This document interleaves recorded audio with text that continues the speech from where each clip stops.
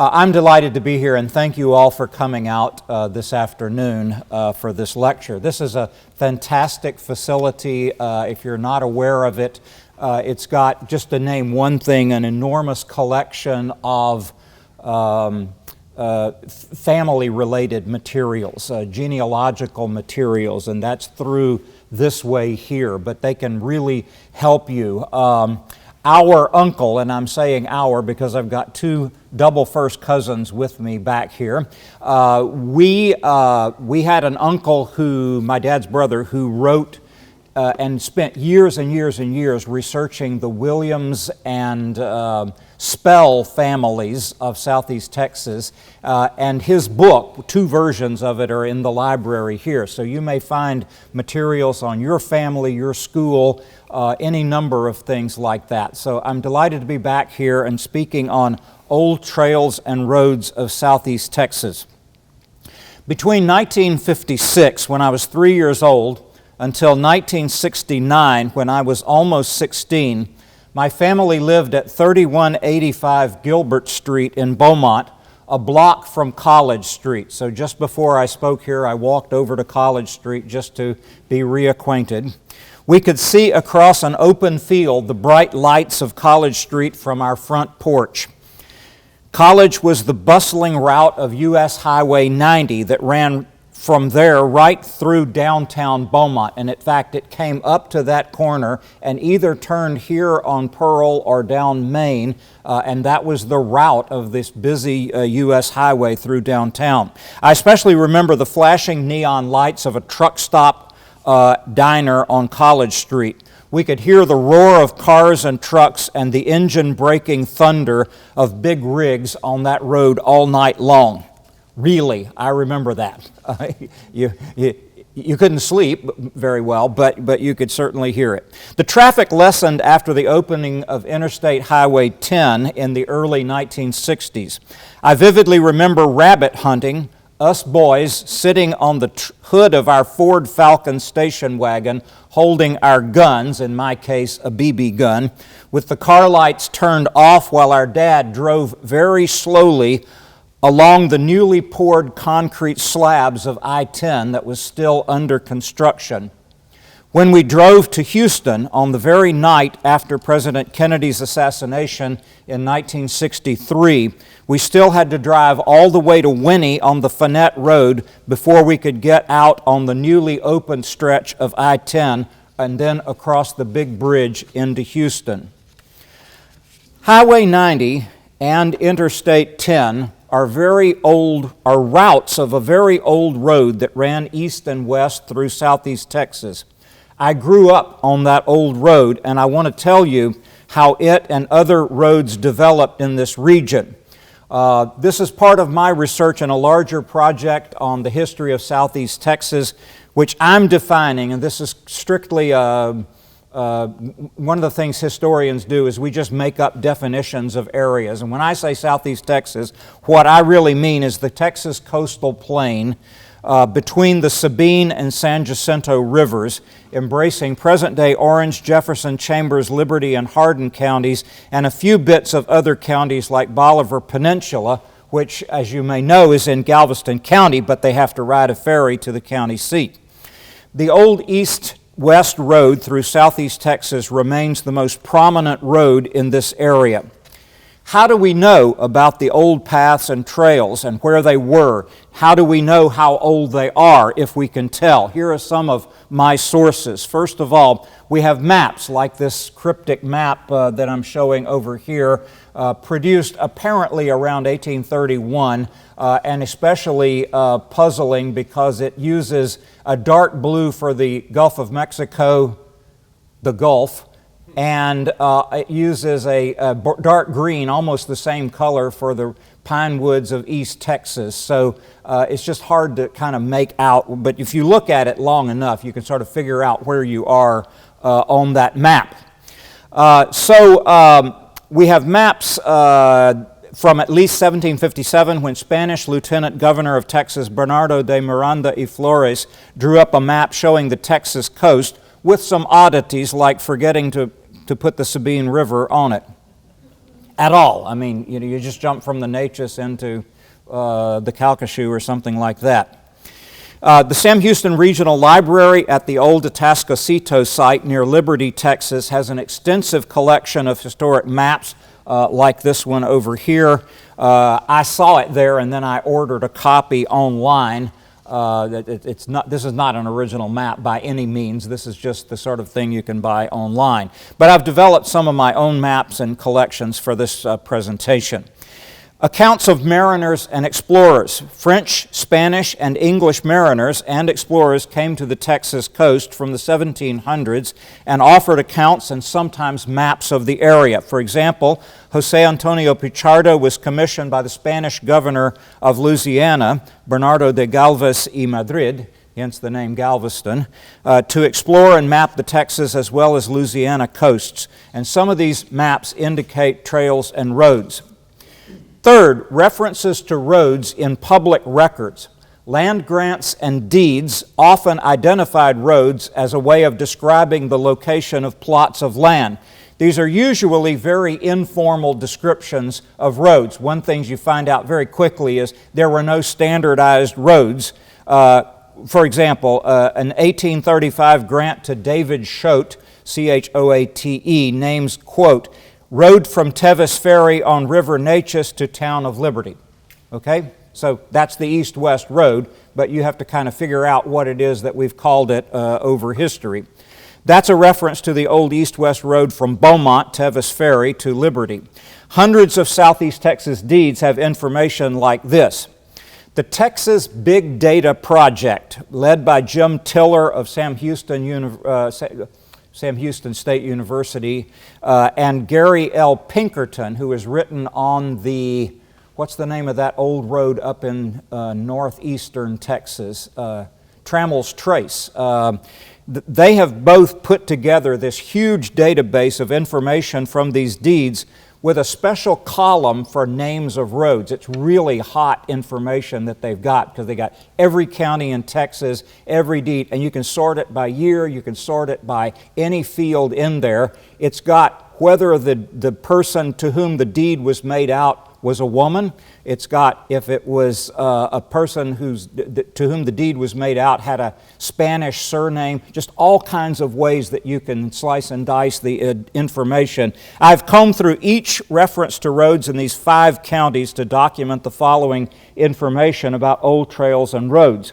In addition to grants and deeds, county court records also reveal names of ferry operations that were critical road infrastructures prior to building bridges. So, for example, Nancy Tevis, you probably know her as one of the kind of founding figures of Beaumont, but Nancy Tevis petitioned the Jefferson County Commissioner's Court in 1838 to approve ferry license permissions and at the same time to approve ferry charges requested by William Ashworth. I'll also talk about William Ashworth, one of the most interesting and prominent free black men in this area. I think at one point he owned more cattle than any other cattle holder in Jefferson County. So one of those undertold stories that's going to need, it's going to be a, if any of you are at Lamar, this is going to be a cool dissertation for someone to make into a movie. And then if I still had Steven Spielberg's, I never had Spielberg's number, but if I had his number, I'd let him know about it. Secondary historical, well, other primary historical sources. For example, accounts of cattle drives from Southeast Texas herding cattle to markets in New Orleans, and they give detailed accounts of the routes that they took, including the fords that they used on the rivers in Southeast Texas and Southwest Louisiana.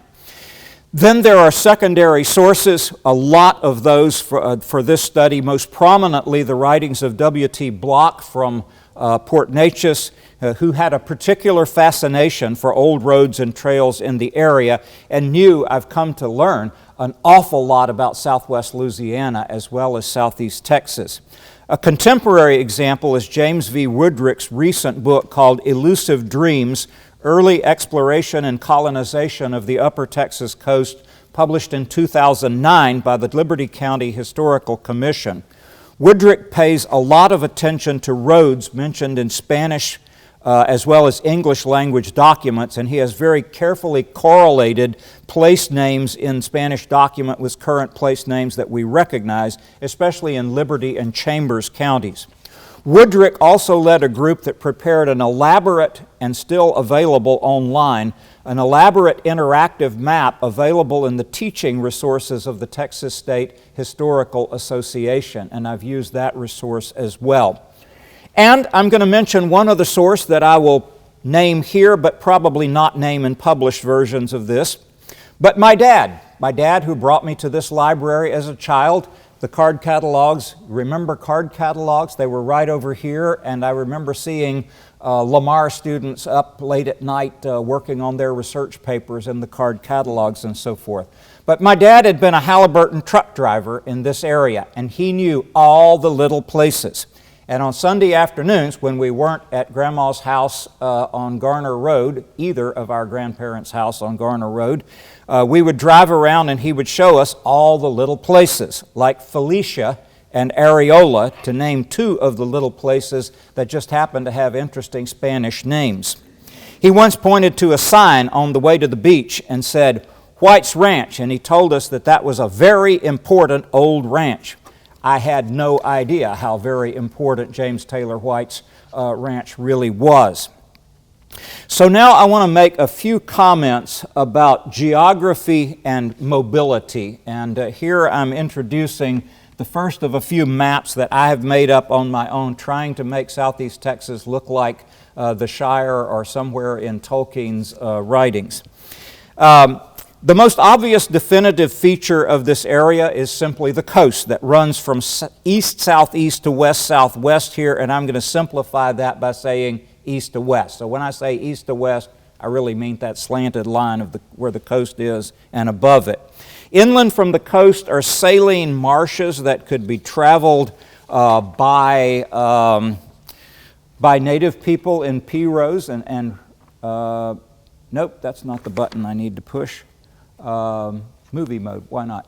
But you can see where I've tried to indicate marshes along the coast, but also up here, that's where the I-10 crosses the Trinity River, but also all those marshes along the Trinity River there.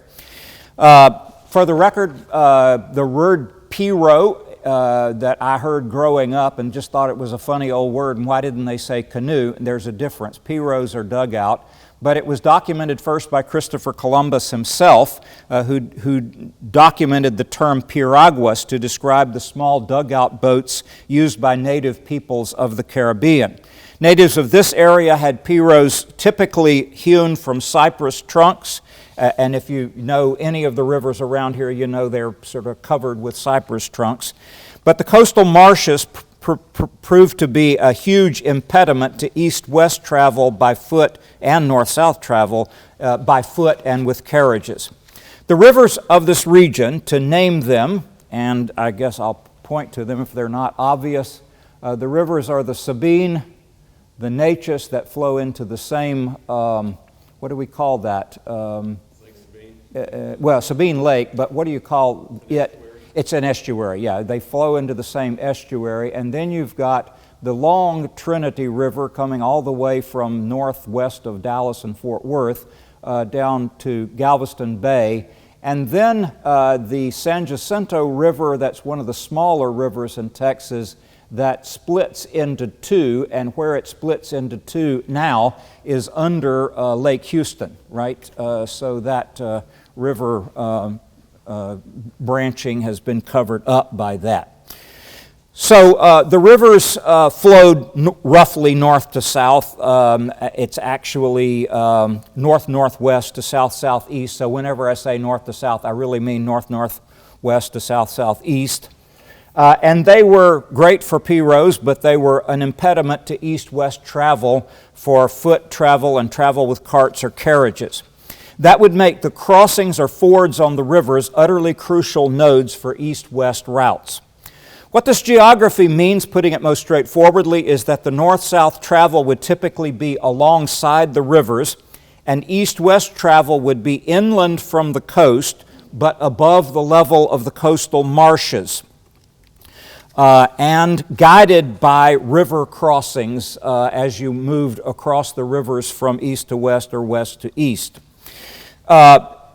Think about the east-west route of Interstate 10 today, with the exception that it does go through that coastal marsh near the mouth of the Trinity River, but only by a feat of modern engineering. But I'll show you a few trails and roads that took diagonal routes across the region, especially through the piney woods. Two further notes before proceeding. First, almost every recent work I've read on historic trails, not only in this area but elsewhere in the world, makes the point that very few trails had only one route, and historians often describe earlier trails prior to paved roads as trail systems involving multiple routes. I was in Kyrgyzstan in October, and we were taken out to one of the routes of the Silk Road, and this is the first thing that he had to say to us. You know the Silk Road, you've heard about it, but what you weren't told is that it had lots and lots and lots of different routes. Well, these routes through southeast Texas are going to be very much like that. Finally, I'm going to hold for right now the question of which trails were likely to have been Native American trails prior to the coming of the French in Louisiana, the Spanish in Texas and Louisiana, and then the coming of settlers from the United States from around 1821, but obviously with some coming even earlier than that, like a Methodist preacher who came across the border illegally and preached in Spanish Texas in 1815, and I've edited his personal diary, and so that's part of the story. Illegal aliens, you decide. So I'm going to focus on the trails and roads of southeast Texas as they appeared in Spanish, French, and then English documents, and then I'll return to the question of whether these trails may have been earlier Native American trails. So now I'm going to move to talk about the east-west road through southeast Texas. This is a wide view of the east-west road from a map around 1835 for immigrants to Texas, showing the road from Austin's Colony. You can see on the left-hand side, San Felipe de Austin, to Lynch's Ferry, to Liberty, to Tevis Bluff, where you're sitting right now, or a few blocks away from it. The bluff was probably where the courthouse is, and across into Louisiana, where it is identified as the Opelousas Road. Now, one of the things I thought was that Opelousas Road was just something they used in the 1800s to describe this east-west road, but what I've discovered is that the very first reference ever to this road has got a reference to Opelousas in it. Were you given a handout when you came in? Because there is a handout, and you'll see, I'm going to share with you a few minutes that quotation. The east-west road had been called the La Bahia Road, leading west to the Presidio La Bahia at present Goliad, Texas. This road is sometimes confused with the Camino Real, the old Spanish road labeled as OSR in Texas, which is considerably further north.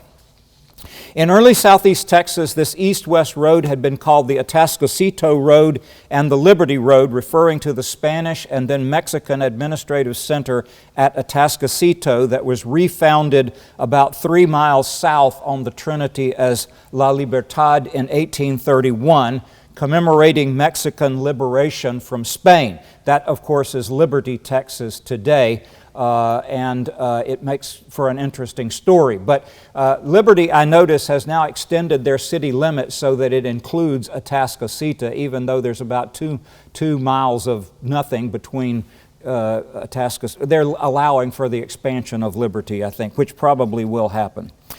The old road was called the Opelousas Trail in the 1800s and before, when it was used to bring cattle to markets in New Orleans by way of Opelousas, Louisiana.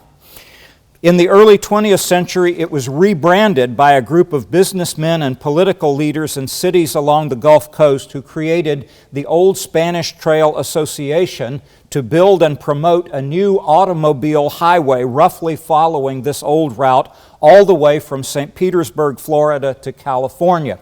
And just before speaking here, I walked down to College Street, and just a block or so below that is a marker for the Old Spanish Trail there. A route based on it was later designated as U.S. Highway 90, and then another route was designated as Interstate Highway 10. Although the east-west trails through the area had existed prior to European explorers, as I'll say later, the development of the east-west road was propagated in the 1750s by French trading on the upper Texas coast, and specifically near the large community of Orcoquissac people, usually referred to as Acokissa people, but I'm going with the linguists and saying it's Orcoquissac, near the mouth of the Trinity River on lands in the province of Texas claimed by Spain. Their suspicions were confirmed when they found French trader Joseph Blancpain. That didn't work. That worked better than I wanted. Okay. When they found this French trader, Joseph Blancpain, arrested him and sent him to Mexico City, where he died in prison. Spanish leaders established a military presidio and a mission church on the site, present-day Wallaceville, Texas, which, with the later administrative center at Atascocito, were the only official Spanish institutions in what I describe as southeast Texas. But Blancpain was only one of many French traders interested in contact with the native people of the Texas coast, and trading continued in the area. Archaeological investigations into the Orcoquissac site from the 1960s through the 1980s uncovered French wine bottles and French ceramic plates at the site, as well as Native American artifacts and artifacts reflecting the Spanish occupation of the site. Reports of English traders selling guns in the same area 20 years later, in 1772, led the Spanish viceroy to appoint Captain Luis Cazorla of Presidio La Bahia to investigate. In traveling from La Bahia, Goliad, to the lower Trinity River to investigate these claims, Cazorla crossed present-day Liberty County more than once.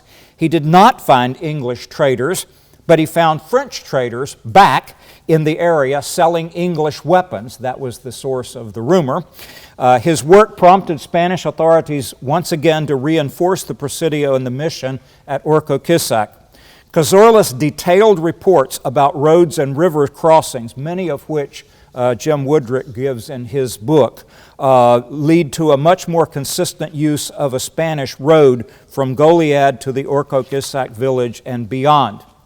Now, the first explicit reference that I have to the east-west road across southeast Texas comes in 1785, 9 years after the United States Declaration of Independence and 13 years after Cazorla's investigations, in an account by a Spanish mariner named Jose Antonio de Evia. Evia mapped the Gulf Coast of Louisiana and Texas between 1783 and 1785, describing the area inland from Bolivar Point on July the 23rd, 1785. This is what he wrote, and the quotation is in your handout there. Quote, inland, and he means inland from the mouth of the Trinity River, for 3 or 4 leagues, that calculates, Spanish leagues calculates to about 18 to 20 miles, roads will be found, 2 on the right, east side of the river, leading to Opelousas and Natchitoches, and the other on the left, the west side of the river, which goes to San Antonio. I would surmise that what Evia had in mind by the crossing on the Trinity River was at the site called the Atascocito Crossing, about 20 miles upstream from Galveston Bay, close to his estimated distance of 5 or 6 Spanish leagues from the mouth, 3 or 4 Spanish leagues from the mouth of the river. That is a crossing of the Trinity River just north of present-day Liberty. Many early deeds in southeast Texas would refer to the east-west road as, quote, the Atascocito Road, and later as the Liberty Road. And this is where I find the Big Texas Data Project so very, very helpful in looking up how they described all of these roads. Evia described the road on the west side of the Trinity as leading to San Antonio, whereas the routes that Cazorla had laid out were from Goliad, but I surmised that the road to Goliad intersected a road from San Antonio at somewhere west of what is now the Houston area. Some of you may know that Liberty is where the route of US 90 crosses the Trinity, very close to that same location. When I was a very young boy, we always took that route to Houston, and there was some kind of military boat parked there near the old bridge, and my brother and I always said, "It's the PT boat." We were waiting for miles to see the PT boat at Liberty on the river, Trinity River. So now I want to talk about the east-west road crossing the Sabine River, and I'm going to move from east to west, describing the river crossings and possible routes of the road. That's the background, so let's begin by talking about the old east-west road through the area, what I think of as the trunk road in this region, the road that eventually, with various routes, became automobile routes, the old Spanish Trail, Highway 90, and Interstate 10. Where did the old east-west road run? In this section, I'll try to track out the road from Louisiana where it crossed the San Jacinto River. But as I've indicated, there was not one single route for this road.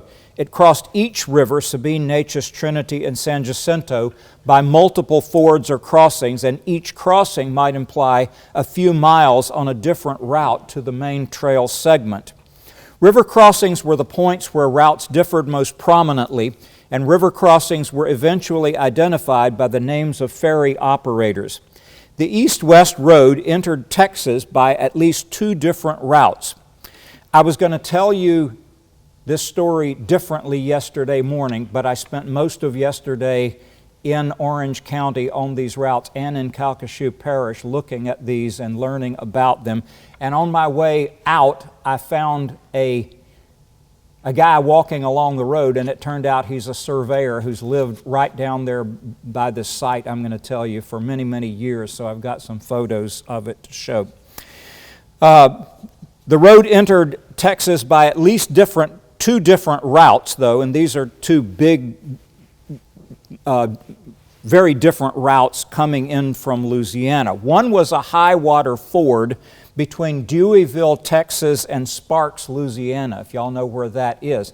That road at one time was branded as the Evangeline Highway, and sort of a lot was made about how it went down into the Acadian country of southwest Louisiana and so forth. But that's one of the crossings, but it's, as you know, it's a good ways north of here.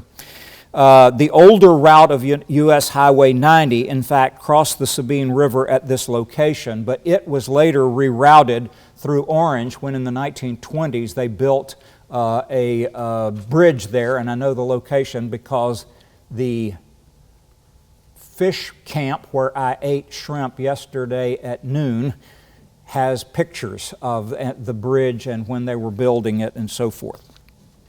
The east-west road could also enter Texas by a 4-mile ferry route that brought passengers from Niblett's Bluff on the Old River in Louisiana, a channel of the Sabine River that connects downstream to the Sabine River, arriving at a place called West Bluff on the Texas side of the Sabine. So if I could show you this, just point this out. Okay, there's the Deweyville Starks crossing right there. Deweyville is Texas, Starks is in Louisiana. This ferry that we're going to call Ballew's Ferry is right about there. It's a little north of where Orange is today on I-10, but they both branch off from the same location. But there is, if you look back at that map, there is an old route of the Sabine River that goes up into Louisiana this way, and so the Niblett's Ford that I visited yesterday is right about in there. And then they had a 4-mile ferry ride down the river. They called that ferriage, and they could charge you extra. Instead of going straight across the river, they charge you for both crossing the river and for going down the river to where you needed to get off at the next place. The ferry landing at West Bluff came to be called Ballew's Ferry, and let me just show you a couple of pictures. Okay, here's a screenshot from yesterday when I was at the location over there in Orange County. That's my location. That's another one I checked out there. It's in what's now called the Little Cypress area. And that old road comes out this way to Little Cypress, and from Little Cypress there's an old road going down like this that I suspect intersects that road right there and eventually comes into the route of what was eventually 90 and I-10 further down there. But the surveyor that I picked up as a hitchhiker yesterday, not really, he was just, he started talking to me and he obviously knew a lot about this. I said, tell me about this place. He took me down there, and this is the bluff itself. At least he says this is the bluff. It's about 6 feet above the level of the river. Not much of a bluff. I was looking for something much more impressive. When you say bluff, that's what I think of. But hey, this is southeast Texas and southwest Louisiana. You can see right over there, and that's the bay about the way it was. And then you can see from here, they've actually put a contemporary little boat landing or dock right down there. That's nothing historic, and I didn't see anything historic there, but again, there's that bluff, and this guy claims from looking at old deeds that he knows that's where it is. I'll have to check that out, but it made for interesting conversation yesterday. So, where are we? The ferry landing at West Bluff came to be called Ballew's Ferry. Ballew himself had been one of Jean Lafitte's pirate captains. You know, Jean Lafitte didn't have just a ship, he had a fleet, and they actually had their own admiralty court. But what they were doing was bringing enslaved people into Texas and southwest Louisiana. And he brought the slave trade that he had learned working with Lafitte to his business on the Texas-Louisiana border. Travelers on the road in present Orange County also had to use a ferry over Cow Bayou before proceeding on to the Neches, though that was Jefferson County until I think 1852. The fact that the Ballew offered ferriage by way of the Old River and the Sabine River, and the fact that I see no evidence of a road along the Sabine River leads me to believe that, unlike the Neches, Trinity, and San Jacinto rivers, there perhaps was no road alongside the Sabine, perhaps because if you've driven through there, you know, even on I-10, the swamps, the marshes are just so thick at that point. All right, Southeast Texas author Jim Bob Jackson describes how 19th century, what have we got here? Now we can leave it on there for now. Jim Bob Jackson describes how 19th century cattle drovers moved cattle across the Sabine at Ballew's Ferry. He wrote an account, I'm getting into this. He wrote an account based on the droving travel diaries of William B. Duncan, one of his ancestors. And by the way, he's an ancestor of James Taylor White. All these cattle farmers in Chambers County, there's a lot of connections between them. And here he says, quote, before he could cross the Sabine River, he faced a swampy area, meaning on the Texas side, which lay west of the main crossing at Lyons Ferry, formerly known as Ballew's Ferry. An 1834 map of the Mexican state of Coahuila in Texas with English place names shows Ballew as the crossing of the Sabine, but spelled B-A-L-L-O-U at that point. Ballew had charged a fee of 2 cents for each cow he transported for the whole 4-mile ride, and the drovers preferred not to pay it. So most of them drove their cattle directly across the river. How did they do that? Here's an account of how one drover accomplished it. Sterling Spell would take off his outer clothing and go in among the cattle and seize a big 1,000-pound 4-year-old steer by the horns, back him into the river so he doesn't know what's coming. I added that so he doesn't know what's coming. Turn him around, hold to the horns by his left hand, and swim across the river with him. The other steers of the drove would follow. Now, Sterling Spell was the great-great-great-grandfather of 3 people in this room today, just by the way, truth in advertising.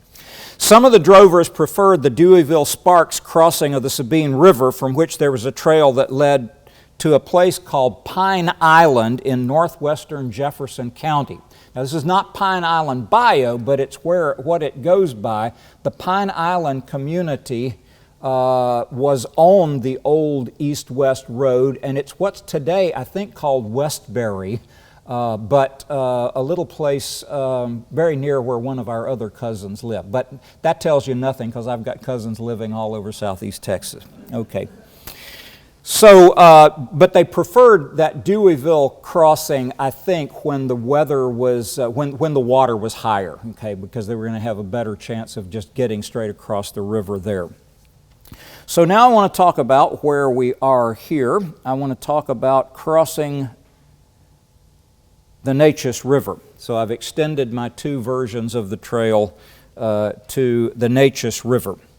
The two prominent Neches River crossings with ferries stand out in early records. One was the Santa Ana ferry that became better known as the Tevis ferry, and then the Hutchinson ferry, or Hutchison ferry, after Nancy Tevis married Joseph Hutchinson, or Hutchison. This ferry service was originally on the Neches River near the site of Santa Ana, and Santa Ana was a little Mexican town on present-day Carroll Street in Beaumont, where the Beaumont ExxonMobil operations are located. I went out there to look at the historical marker that's on that site one day, and suddenly a security dude from ExxonMobil was following me around. I suspect that he has my license plate numbers and so forth somewhere. However, after Beaumont supplanted Santa Ana after just a year of existence, the ferry location was moved up to the new site on the bluff where the courthouse is now located and where the BNSF Railroad crosses the Neches River today. This ferry was operated by W.C. Beard, William Ashworth, and Nancy Hutchison around 1838. Several petitions in the Jefferson County Commissioner's Court ferry records refer to them, though the court records indicate that by 1846, and I think probably by 1839, there was a rift between Nancy and Joseph Hutchinson on the one side and W.C. Beard and William Ashworth on the other side. Soon after this rift, Ashworth would establish a new ferry service at Sabine City, which doesn't exist anymore, but it's a suburb of Port Arthur. It's where the Sabine River enters Sabine Pass. You know, that location right down there. And that's important because it was below Taylor Bayou, and that let them avoid having to cross Taylor Bayou if they came from that location. Now, I want to tell you, Ashworth, I've mentioned this to some people who were here before. Ashworth is a very interesting man. He was a free black man who owned a great deal of resources. He had two ferry operations, including the one at Sabine City, and earlier had an interest in the one here in Beaumont. But he also, at one point in the late 1800s, was listed as having the largest herd of cattle in Jefferson County. So this is the guy I was saying. I think somebody needs to call Steven Spielberg, or at least get a Lamar PhD student in history to take that up as a topic. Property records also refer to this Tevis-Hutchinson ferry crossing. In 1835, Hardin County grant, all of these early Hardin County grants were originally Jefferson County grants and then recopied to the Hardin County Courthouse. A grant to David Choate Sr. names the road from Tevis Ferry on River Neches to the town of Liberty. And an Orange County, originally Jefferson County grant to John Stevenson, deceased, surveyed in October 1844, mentions, quote, a road leading from Cow Bayou in Orange County to Hutchison's Ferry on the Neches River. 4 miles north of Beaumont was another prominent early crossing of the Neches at Collier's Ferry, also called the Pine Bluff Ferry. Originally owned by Henry Millard. Henry Millard was one of the landowners, the 3 or 4 that granted land for the city of Beaumont, and there's a historical marker for him right on this side of the library building where I walked to earlier. Anybody know the surname of Millard's wife? It was Beaumont. Hello. So, originally owned by Henry Millard, the ferry business came to be owned and licensed to John and Parson Collier, those 2 brothers, whose name was associated with it. Parson Collier's wife, Ellen, is also mentioned in court documents related to this ferry. Collier's Ferry connected travelers from the Jefferson County area to areas that are now in southern Newton County, I think, Weiss Bluff and then the Bevel settlement, including Jasper, that's up north of there. So this ferry is interesting because it's going to connect us to a road alongside the river, but as we will see, there's going to be roads on both sides of the Neches River. So it was roughly a north-south road on the east side of the Neches River after the crossing at Collier's Ferry, and I'll come back to that when I talk about the north-south roads. W.T. Block mentioned two other ferries across the Neches, the Mansfield Ferry and a ferry established at Grigsby's Bluff, that's Port Neches, by brothers John and Augustine Montez. These are Tejano people who had come down from the Nacogdoches area, but they had ancestors going generations back in the Spanish Criollo people who lived in North America. But I've seen some county records for the Montez Ferry, but no records mentioning the early land deeds in Jefferson County suggest, none of the records suggest that these two ferries played the central role that the Hutchison-Tevis Ferry played, or that the Hutchison-Tevis and Ashworth Ferry played, or the Collier's Ferry. I keep forgetting. Collier's Ferry is this way, isn't it? Right? It's north of here.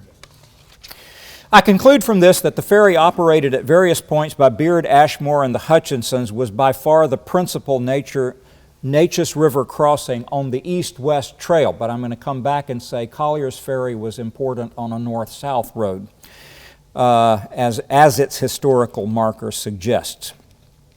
Collier's Ferry might have been an important alternative branch of the east-west trail because it is situated just below the confluence of Pine Island Bayou with the Neches River, and a drover could avoid crossing each of those streams separately. So I imagine that the higher elevation of the Deweyville-Starks crossing on the Sabine might have been especially attractive in high water periods. So what I'm saying here is that Collier's Ferry takes a north-south road on this side of the river. It branches there and goes and becomes a north-south road on the other side of the Neches River. But drovers, leading droves or herds of cattle across the river, could choose to go by this road if they were going up to Deweyville because it makes sense to cross in that direction. Now I want to talk about what I'm going to call a spur on this road, a spur on the east-west road from Sabine City to a midpoint between Beaumont and Liberty. There seem to have been two spurs, and one of them really I'm beginning to think is just an alternative route of the east-west road in the area, especially between Beaumont and Liberty. One of them ran from Sabine City, an early place where Sabine Lake enters Sabine Pass just below Taylor Bayou. This spur is shown on a map from 1839 entitled Map of Texas Compiled from Surveys. So this is this Hunt and Randell. Those are the publishers. This is their map, and you see Jefferson County is here. Here's the main east-west road running from a ferry landing there to almost certainly the Tevis, Hutchison, Ashworth Ferry in Beaumont. It runs across to Nome and then to Liberty. But this one is what William Ashworth established in Sabine City down here.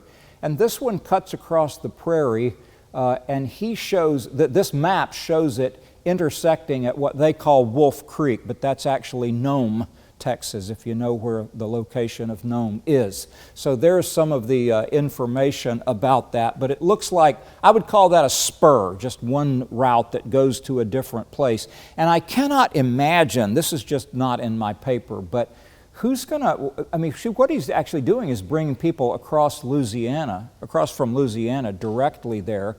I can't imagine how they got there. This is all swamps over here. I mean, it's a beautiful natural area.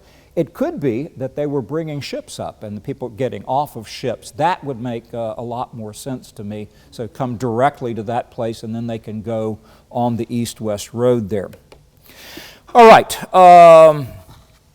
we know that he was doing that by the 1839, the date of this map. So then I want to talk about what I called a spur, but I'm beginning to think that it's actually really just an alternate route, and that's from a midpoint between Beaumont and Liberty, possibly Nome, possibly Pine Island, but it runs down to Anahuac. So a second spur of the trail, or version of the trail, ran from a midpoint between Beaumont and Liberty down to Anahuac.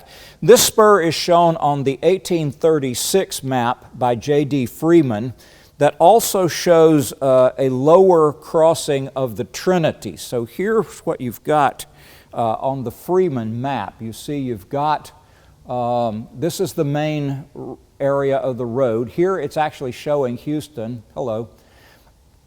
I'm not including Houston in southeast Texas because if I include Houston, it's going to eat up everything else, right? That's just my logic. I just want to focus on from the San Jacinto River and further over and so forth.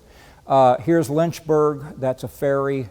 And they show it running across prairie and then probably a little bit of marshes on the Trinity. But you see it crosses the Trinity there. It crosses the Trinity there rather than Liberty. This is actually the road that runs from Anahuac to Liberty. It ought to be over there, and then goes all the way up to Nacogdoches. Okay, so that I'll come to that in a little bit. But this is like I say, a spur or maybe just a southern route of the trail. So the trail splits into northern and southern routes at this point, just like it does at Ballou and the Sparks Deweyville routes that you could cross the river. This map suggests that the lower spur of the east-west road ran all the way from above Wallaceville on the Trinity to what it calls Tivia on the Neches. That's almost certainly Tevis Ferry, at Beaumont. 1836 was the year in which Houston was founded, and this route of the trail may have become prominent, I think, after traffic from Houston increased. However, I've seen no evidence of a ferry operation on the Trinity where this road crossed it, this route of the road crossed it. The only ferry I know of is up at Atascocito and then at Liberty.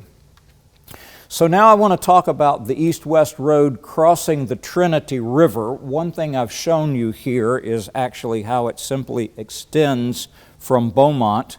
It comes out from, well, that's Deweyville. Here's Ballou, here's Beaumont, right? There's the Tevis Ferry and the Collier Ferry. It goes up to this little place called Pine Island, and then it comes over to Nome, and then it's going to go on up Liberty that way. But this route of the trail, I really think, does go probably from Houston and Harrisburg across the ferry there to Lynchburg Ferry, and then somehow arcing up. It shows it going all the way to Beaumont, but I wonder if it didn't just intersect the other trail somewhere in between. This is interesting, I think, because that's kind of the route that Interstate 10 is going to take through that area, right? So all of the modern roads are kind of laid out by following older roads. From the late 18th century, the location of the principal crossing of the Trinity was at Atascocito, later Liberty, as indicated in the diary of Jose Antonio de Evia. Almost all the evidence points to this crossing, including the 1834 map of Coahuila, including Texas, an 1835 map by Thomas Bradford, and another map dated 1835 as a guide to Texas immigrants. It is possible that there was a lower crossing on the Trinity at Wallaceville Road, because there's a road that comes out of Houston that's called the Wallaceville Road. And it's not pointing straight to Wallaceville. It's pointing to an area just above Wallaceville on the Trinity River. And that's why I think you've got that road, how have I represented it here? Coming across from Lynchburg there and up. But somewhere along there was a crossing of the Trinity, but I don't know that there was ever a ferry. I think simply the ferry up here was much more consistently available because of flooding downstream. Most of the land records refer to the Trinity crossing at Atascocito or Liberty, and hence it's called the Atascocito Road or the Liberty Road and so forth. So now I want to get across the final river. I want to cross the San Jacinto River. There was a documented crossing of the San Jacinto River roughly where Farm to Market Road 1960 crosses Lake Houston today, which is really just a little bit above Crosby. I'm showing it as Crosby on this route. The route of 1960 in this area was historically called the Atascocito Road, hence the somewhat confusing name of the newer Atascocita housing development, which is really huge, on the west side of the lake. This crossing and the route of 1960 does not go directly to Houston at all. It likely reflects the period before the founding of Houston in 1836, when an old road ran from Liberty more directly west to San Felipe on the Brazos. As with the Trinity River, the lower San Jacinto ends in a morass of water channels through coastal marshes. The river flows into the channel of Buffalo Bayou, now the Houston Ship Channel, and from there into the northwest corner of Galveston Bay. It seems to me that a lower crossing of that river would have been almost entirely impossible. I cannot imagine how. Have you driven? I mean, you have driven through there on I-10. You go all that winding way, and you can see the Texas San Jacinto Monument off to your left and so forth. But here's an older map, and this is a fairly recent Google map. But what it shows here is this is the end of the Atascocito Road coming out from Houston. And then over here on the side, this is the town called Highlands. That's a joke in southeast Texas. Come on. You know, like, okay, well, 5 or 6 feet, okay, something like that maybe. But this is called the Houston Road. So did the Houston Road somehow connect to the Wallaceville Road? It would seem to suggest that from that other trail, that lower route of the trail that I've laid out. But if anybody can help me figure that out, that morass, please give me some information. For naming that Highlands, they were probably thinking of calling it that for marketing reasons. Yes. Oh, yes. Marketing. Yes. If you're tired of flooding, move to Highlands. Yeah. She's already made up the advertising campaign. If you're tired of flooding, move to Highlands. Right. Yeah. It's about 25 feet above sea Is it really? Okay. So yeah. Despite the fact that you've got all those channels in there, so it's maybe that is possible.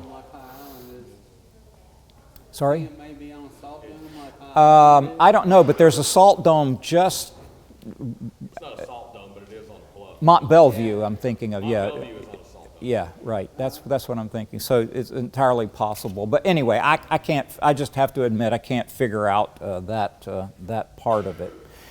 So I'm going to move on to talk about north-south roads. Now, I think of the east-west road, the Old Spanish Trail, the Opelousas Trail as the trunk road in southeast Texas, but river roads were important as well, though I've seen no evidence of a road paralleling either side of the Sabine River. There is now. That's a Texas state highway on the Texas side of the river, but I think it's fairly new.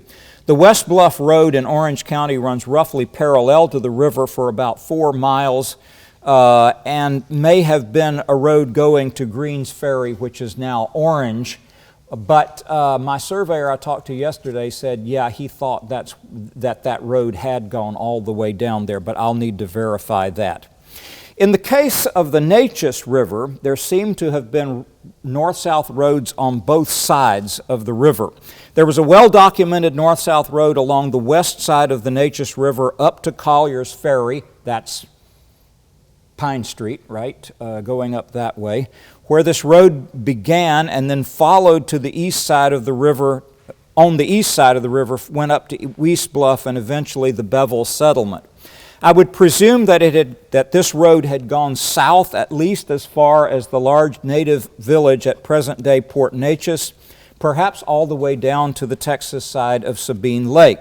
In 1835, Hardin County, but originally Jefferson County grant, names, quote, the road from Pine Island to Bevel Settlement. Now, that's interesting to figure out. I mean, yeah, you've got Pine Island is out in northwestern Jefferson County. I know where that is. Where is it going to go? I always thought maybe Calder Street was the route of an old road because remember, well, it still does. It wanders until you get to the prairie and then it goes straight, but that makes all the sense in the world. But in the pine trees, you have to wander like that. Nevertheless, I can't figure out how you get from, well, I know how you get from Pine Island to Collier's Ferry today. You go Lucas Drive, right? But I think Lucas Drive is new, and it's a new north-south road that goes through some very swampy areas. So they must have had to go on maybe Concord Road some way into Beaumont and then come back out on Pine Street somehow. But if anybody can help me with that, let me know. There seems to have been a road on both sides of the Neches River from Beaumont. Concord Road, leaving Beaumont by way of Rosedale and Voth, has all the marks of a very old road or trail. Do you remember where the loops were on Concord Road just past Garner Road? I mean, it was a genuine sobriety test and people regularly died there. It runs parallel to the river on the east, crossing Pine Island Bayou and entering Hardin County at Chesser's Ferry. That's another word for Concord. Yes, whose older name had been Concord. This road on the west side of the Neches continued up to Town Bluff, the site of later Danby and the Steinhagen Reservoir, and its relevance as an old road has been documented by a woman named Susan Shine Kilcrease. She's the director of the Ice House Museum in Silsbee, and she's been writing about that for quite some time, and we need to help her get something about that published because I think that really is an important settler road. All right, then I want to talk about this Liberty-Nacogdoches road that we've already mentioned. This road is a prominent Spanish and then Mexican road along the east side of the Trinity River. It extended from Anahuac past the Orcoquissac settlement at Wallaceville to Liberty and Atascocito, then to the higher crossing of the Trinity at a place called Franklin, where Texas Highway 105 crosses the Trinity River today. If you know where that is, Moss Bluff is over on the west side, Franklin was closer to the river, and Tarkenton is on the other side of the river in that area. Then it goes up through Alabama and Coshada land to cross the Neches River at Fort Turan. This is the map I've already shown you. And then on to Nacogdoches, where travelers could follow the Camino Real, the Royal Spanish Road, as it went to Los Adayes and then into Louisiana and Natchitoches. This was the road on the east side of the Trinity mentioned by Evia in 1785 when he spoke of two roads on the right, the east side of the river leading to Opelousas, the lower road, and Natchitoches. This road is the one that goes straight up for a while and then arcs over to Fort Turan and to Nacogdoches. Spanish referred to it as the Liberty to Nacogdoches Road. A Stephen F. Austin map from 1837 shows the road in that detail that I've shown you. And then if you look in that Texas Data project, the Big Data Project, numerous grants and deeds in the Mexican and Republic of Texas periods refer to this road. In these grants, it is called a road leading from Liberty up the above-named Trinity River. The Spinks to Liberty Road. Spinks was a creek in a small community near historic Franklin and present Moss Bluff on 105. And, quote, the road leading from Liberty to Nacogdoches. They describe the lower part of this road running from Liberty to Anahuac as the Prairie Road from Liberty to Anahuac and, quote, a road from Liberty to Taylor White's, referring to John Taylor White's ranches in what's now Chambers County, east of Wallaceville and Anahuac. And then finally, there was a road along the east side of the San Jacinto River. An 1885 Liberty County grant, September 15, 1835, to Angus McNeil names, quote, a road leading from the mouth of San Jacinto to Duncan's Ferry on the Trinity. Duncan's Ferry, later called Patrick Ferry, had been established in the 1830s, late 1830s, on the Trinity No, that's wrong. On the San Jacinto River, at the site of Batiste Village, which is a Coshada village, I believe, Coshada or Alabama village, and I believe that's present day Onalaska, Texas, which is just on the east side of the big lake. What is that, Lake Livingston? Golly, my father-in-law designed that dam, and it's about to fall apart, I think. It's not in good shape. But he's not going to be around to hear about it, so. He designed the strand of the Lake Pontchartrain Causeway that fell during Hurricane Katrina. And I asked him, well, what do you feel about that? And he said, they made a contract to build a bridge that would withstand a Category 3 hurricane. If they wanted a bridge that would withstand a Category 4 hurricane, we could have built that for them. See? There you go. It's about, you got choices, okay? Would have cost more. Okay, so a road along the San Jacinto River. This road is reflected in a Liberty County grant to Stephen Nicholson that names, quote, a trace to Coshada Village, and another Liberty County grant that simply has a location naming the location of the grant as 3,800 Varas Indian Trace, and I take it that means about 2 miles from the Indian Trace. I just wonder if perhaps it was an extension of one of the documented Alabama or Coshada traces south into Liberty County. But if you've ever been driving on I-10 in that messy area I was just describing, you may see a sign that says Lynchburg-Crosby Road. That's the road that was on the east side of the San Jacinto River. So other roads and trails, am I out of slides here? Yeah, great, that's good news. I have no doubt there were other roads in southeast Texas. A German language map published in 1839, Carta von Texas, shows a road branching off of the Liberty Nacogdoches Road at the place identified as Franklin, where 105 crosses it today, running diagonally from there toward the northeast, crossing the Natchez River roughly where Evadale is today, and ending at something called the Salem Settlement, which is documented on the Sabine River. My notes on deeds and the Texas Big Data Project have reference to Duncan's Road, whatever that is, on the west bank of the Trinity River, but it's near a land grant to a William Duncan. There's one road very unhelpfully named as Near an Old Road. Thank you very much. And there is a road that I think we will be able to identify in Hardin County named as Jewel's Trace, describing a property surveyed by a surveyor named Ebenezer Jewell. But I don't know if that's part of the Town Bluff Road that runs north and south in Hardin County, or perhaps it is that diagonal road described in the German map that I've seen. Now the question, were these Native American trails? That were later used by Euro-American and African-American people coming here? The answer is a resounding probably. The problem, of course, is that we do not have documents, and thus we do not have documentable history from the native people themselves prior to the coming of European and African peoples to this area. Only one book I know has dealt in any detail with the question of which early roads and trails in southeast Texas might have been Native American trails existing before European peoples and African peoples eventually came here. That's John V. Clay's book entitled Spain, Mexico, and the Lower Trinity, An Early History of the Texas Gulf Coast, 1987.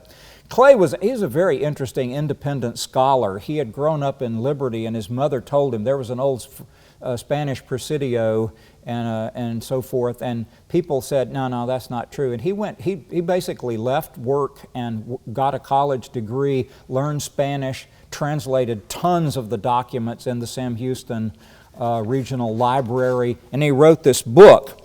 And in the first pages of one of the chapters, he describes what he believed to be native roads in Liberty and Chambers County, but he just really presumed that major Spanish roads were simply pre-existing native trails. Now, that's not a bad presupposition. Euro-American people traveling in this area in the 18th and 19th centuries typically employed native guides, and they would have known existing trails. And as we have seen, north-south travel tended to be guided by the rivers, that is, laid out paralleling a river's path either on the east or the west side, or both sides, in the case of the Natchez. East-west travel tended to be guided by the crossing points on the rivers where there was shallow water but not too wide, with firm banks and ways in and out of the river bottoms nearby. It seems to me that only an unexperienced European person without a native guide would blunder off to find their own fords and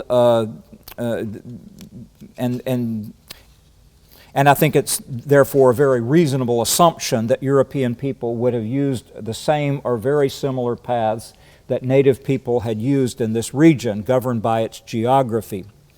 But rather than simply concluding that the native people in this area, people of the Ishak family of native peoples, rather than simply concluding that they forged the same trails that Europeans later used, I'd prefer to say that over many, many centuries, native people had used trails in two ways consistent with the geography of the area.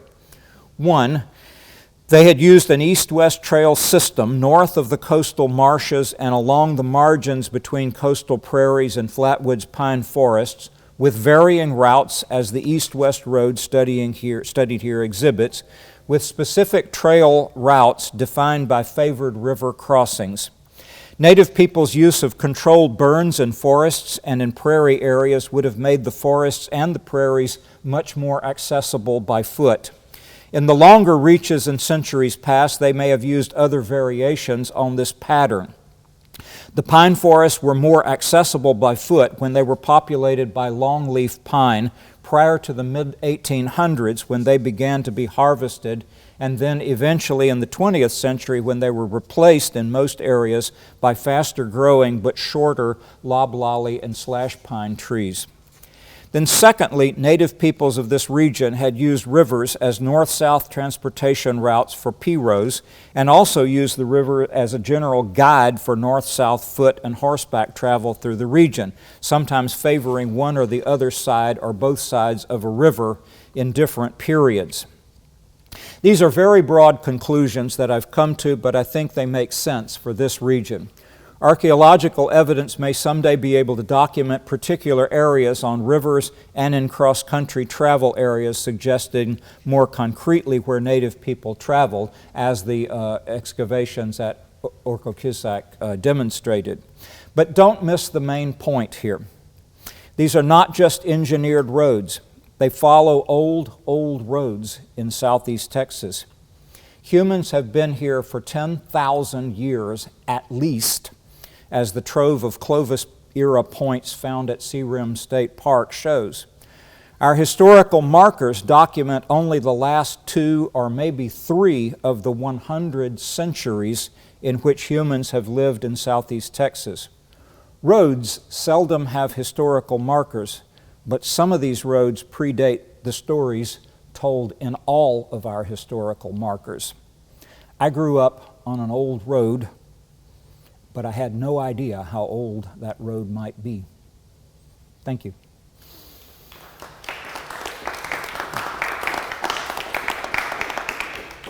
Now, I'll do my best to field some questions. Let's see if I can put up the final version of the map that the final version of the Hobbit map that I've got there. It's missing a lot of important stuff. Paulinaville on the Town Bluff Road, that's where Silsbee is, and I'm giving this lecture on Friday night at the Ice House Museum in Silsbee, so happy to be up there with them. Yes, sir? Who was that last author you were quoting? The guy who taught himself John V. Clay. John V. Yeah, John V. Clay.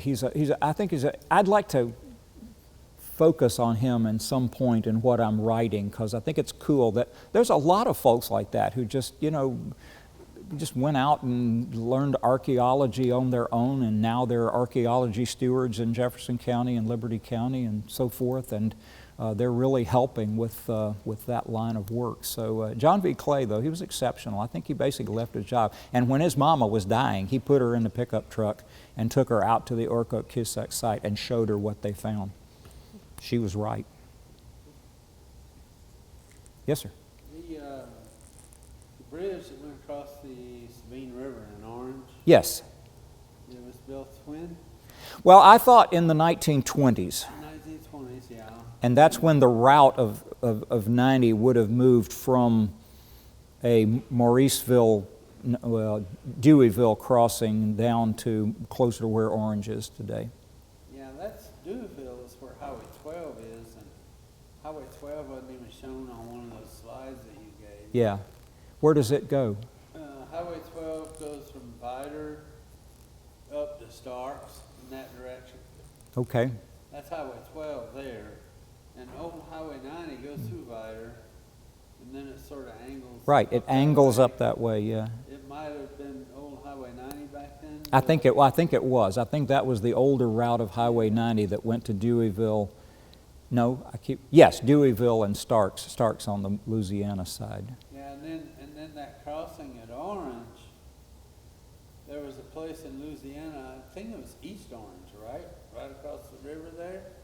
I didn't know that. They had, because I saw a show, it was a Louisiana Pawn show, Pawn Stars or whatever. Yeah. And it said that they got a roulette wheel from one of the gambling houses in East Orange. No, there's not gambling places. Is that? Yeah, I'm kidding. And so that was, I think East Orange was How about that? there across the river from Orange. I didn't know that. You can go down that old road where the bridge meted it on the other side. It's the old... On the Louisiana side? yeah, on Louisiana side. Yeah, Yeah, okay. so- Because you can also pick up the old route of Highway 90 across the Natchez River over near Vidor, but before Vidor, you know. So yeah, there are traces of all those old roads there. Oh, yeah. Very cool. Yes? So I have a question. So when you're talking about these trails and roads, just like the topography of it, would the trail just kind of be clear cut? You know? Okay. Because like in the early 1800s, when they had Yep. the turnpike system in New England, right? Right. These kind of municipalities would kind of try and keep these roads clear. Yes. And that sort of thing. I mean, Well, first of all, native people practiced burning, and I'm sure I know that the Ishak people did. There's a longleaf pine forest that I tried to get in yesterday up near Silsbee, and it's run by the Nature Conservancy, but unfortunately it says we can't let anybody in now, so I couldn't get in. But they have a video, and it shows one of the Alabama Coshada tribal leaders participating in a controlled burn, and they were all talking about how native people used to do that. That would have cleared forest floor, and you've got to realize that a lot of what's on the forest floor today, the junk, is invasive plant species. What's the worst one? It's I think Yopon is native, oh, well, true. but yeah, well, I know about Chinese. No, I'm thinking of something else. It's so simple. It's like a two-syllable word, but anyway, it's... No, well, that's another one. That's another. I can't think of, what is it called? It's a Chinese-originated plant that's just everywhere. I can't think. Privet, yeah, privet. Privet's everywhere in the woods now, and it wasn't at that time. So it would have been clearer then. Now, when the settlers were coming through, I'm not sure. I think animals might have walked some of these paths to get to water sources and so forth.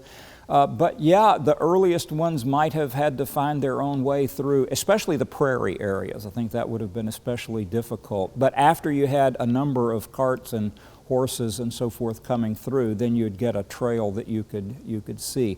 It's almost well, it's never easy to figure out where an old trail was, but one of the signs is they wander. They follow contours of the land rather than some sort of somebody sitting in an air-conditioned building saying we're going to get from this point here to this point there and draws a straight line on a map. I live on a road in North Dallas called North Greenville Avenue. I live 2 doors down from it. It winds like that, and I said to my wife, this has just got to be an old trail, and I ended up writing an article about it that they published in the Dallas Historical journal, and it's about how that road went up to the Red River. I just always presumed that Dallas people came by I-20 or I-30, but it turns out a lot of them came from Missouri by way of Oklahoma, and it's because all of the rivers, including the Mississippi, were so difficult to cross down lower that they preferred this higher road in there. So I don't know, Christina. I think the very first European, and I say African people coming in, some of them enslaved and some of them free African people, but they would have found the great challenge of making this first track across a stretch of prairie or something like that, and I imagine that was very difficult. Yes? Yeah, Ashworth was an interesting guy. The Congress of the Republic of Texas had to pass what they called the Ashworth Law. You familiar with that? I read about it, and it was a law.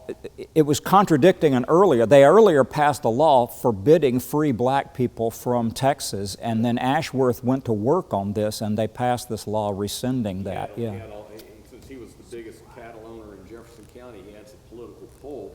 Yeah. He got the free citizens of Jefferson County, which then went into Orange County and even Hardin County, Yeah. to petition the Congress, and they made an exemption to Ashworth to the law. So Ashworth and his family, who were only about 1/16 African origin, but by those standards, that made them color.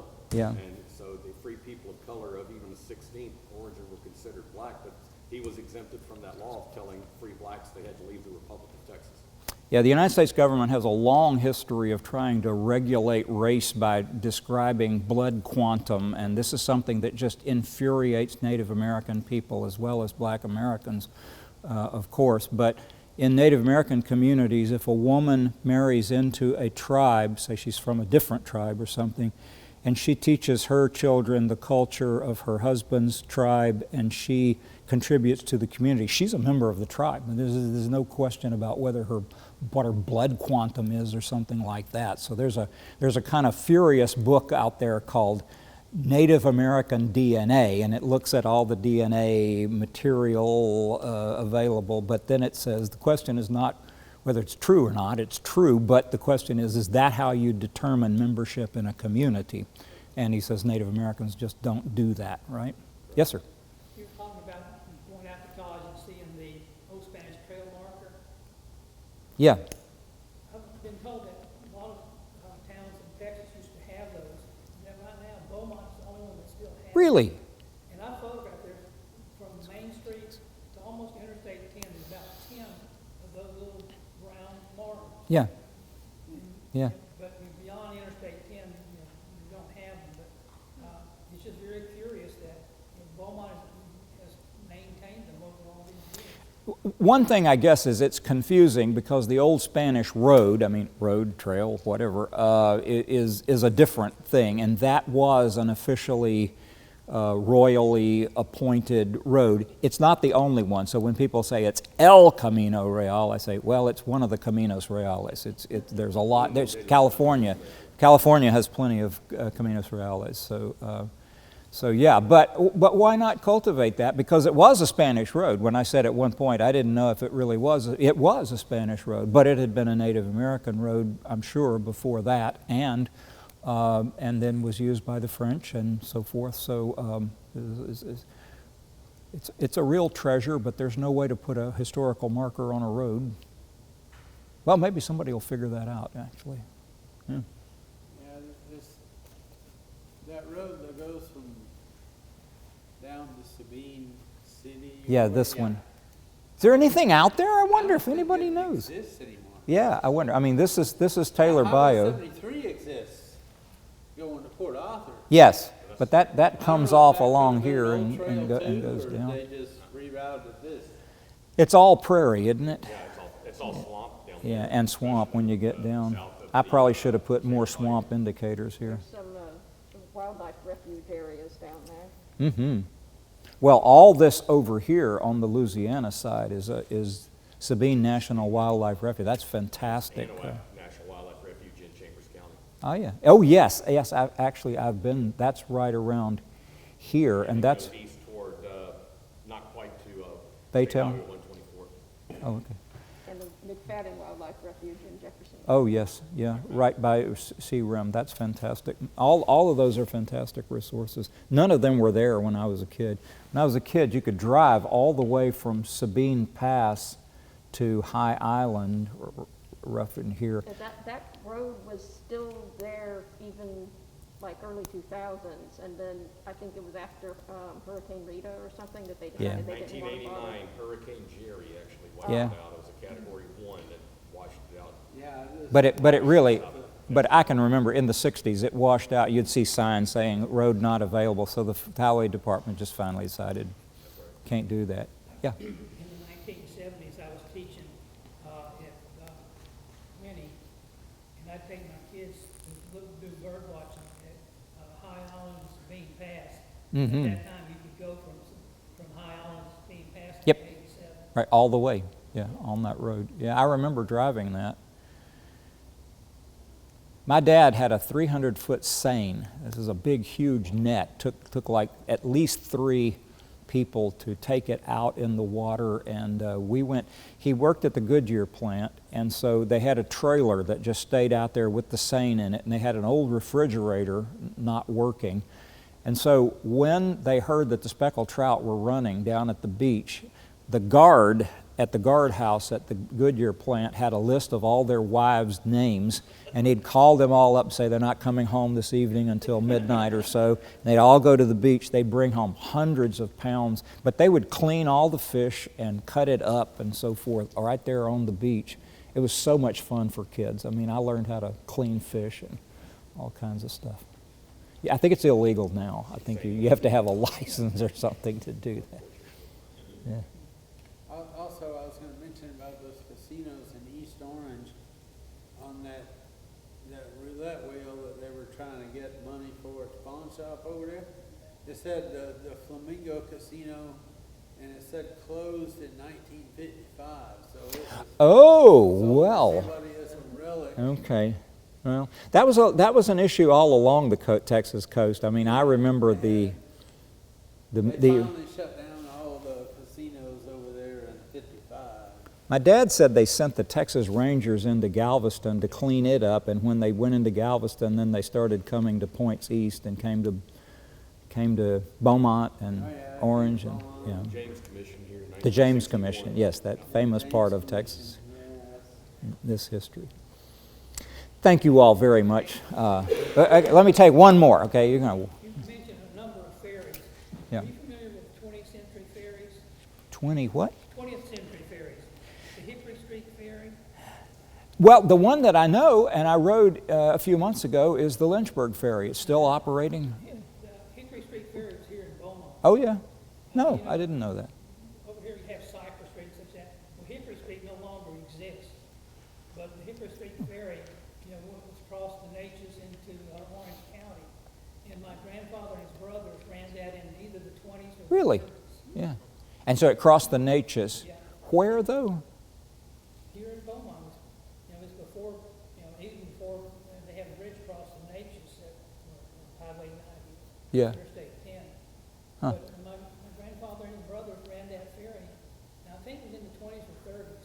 Because W.T. Block says he remembered riding on one of the ferries in the 1920s. So they went at least to that time. Yeah. Thank you all very much, and thanks to the Terrell Historical Library for hosting this. I've learned so much the last time I made a presentation, and I am learning this time. So thank you. Thanks, Bill. Yeah.